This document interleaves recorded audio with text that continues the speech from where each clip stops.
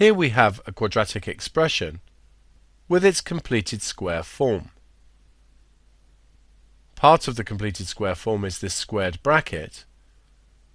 Therefore, this must be greater than or equal to 0.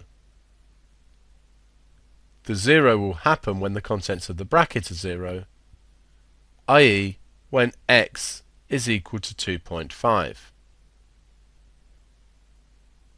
Evaluating the expression will be 2 times the squared bracket and then take away 11.5.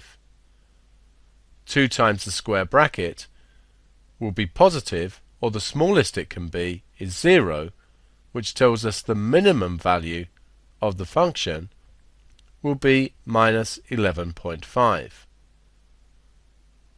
On a sketch, this has the consequence that we've now located the minimum point for the function at 2.5 and minus 11.5. Since this is a minimum point, the curve curves upwards from this point, and quadratics are always symmetric, so we've located the line of symmetry as x equals 2.5.